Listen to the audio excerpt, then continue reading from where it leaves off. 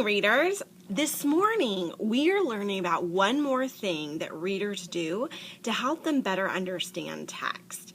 Now, this requires a little change in our thinking because usually during reading, we're studying how to word solve using stretchy snake or chunky monkey. We were just talking about digraphs yesterday. But today we're kind of taking a pause from our word solving and we're thinking about understanding what we're reading. Now, we do this every day, but today we're putting a special spotlight on how we understand what we read as readers. Let's take a look at what we've learned so far. "So have I," said Stuart. "I've got bronchitis. You better not get too near me. You might catch it." That's a very kind thing to say. I wonder if Stuart is a very kind-hearted mouse. "I'll stay right here by the door," said Margalo. "You can use some of my gargle if you want to," said Stuart. "And here are some nose drops, and I have plenty of Kleenex." I wonder how Stuart got all of those things. Oh, maybe his family gave it to him? "Thank you very much. You are very kind," replied the bird. You know, readers, I'm wondering where Margalo came from. "Did they take your temperature?" asked Stuart, who was beginning to be genuinely worried about his new friend's health. "No," said Margalo, "but I don't think it will be necessary." I wonder why Margalo doesn't think it's necessary. I wonder how she got sick in the first place. So readers, as you can see, while I'm reading, my brain is exploding with all sorts of questions. How, why, when, what I'm wondering about. Today and every day, notice the questions that you have while you read. It will make you a better reader because it will help you understand what's happening in the text. And that's what reading is all about. It doesn't matter if we can solve the words if we don't know what's happening, right? That's not what reading is. Let me show you how you're going to practice this new skill of asking questions during work on writing during our reading workshop. Just like when we were making connections, we can find an interactive notebook page in our classwork bin when it's our turn to work on writing. The directions are the same, except this time we're asking questions. Directions: fill out the sentence stems, then cut and paste the box into your reading notebook.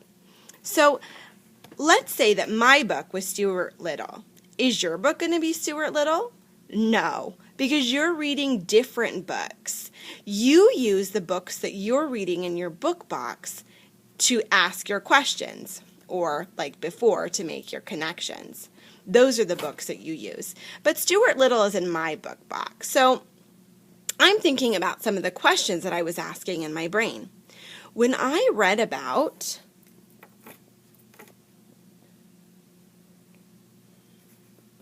all of the medical supplies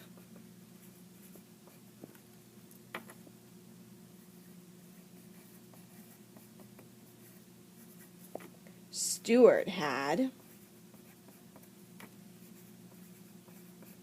it made me wonder where, because that's a stem that I used from my chart, he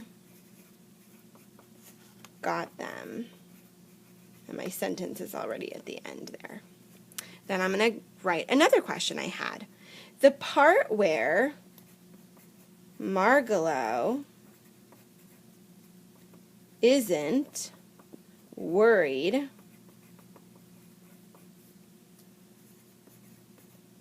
about her temperature is making me ask why she isn't worried. How she got sick, and I have so many questions, where she came from. Now I'm going to cut these out and glue them in my journal. I cut out my questions and I'm ready to glue them in my journal. Am I just going to open up to a random page? No, I'm going to very carefully find the next spot that's available in my journal, making sure not to skip any space. So I noticed that this is where I finished my letter to Mrs. Norton. So right underneath that, I'm going to write the date, and I'm going to glue my questions. Let me see. Ooh, if I glue it right there, I'm going to accidentally cover up some of my letter. So does that mean it's okay to go to the next page?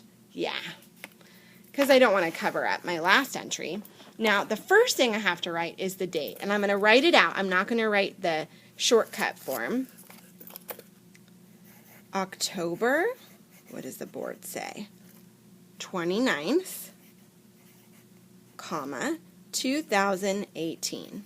Now that I've written my date, I'm ready to very neatly glue in my journal pieces. Voila! Now I'm ready to get another page since the chimes haven't rung yet, so I can keep asking questions and add more questions to my notebook. Readers, today when you get your notebooks back, feel free to take a moment to read the letter that I wrote back to you. Then get started right away on your interactive notebook, practicing asking questions.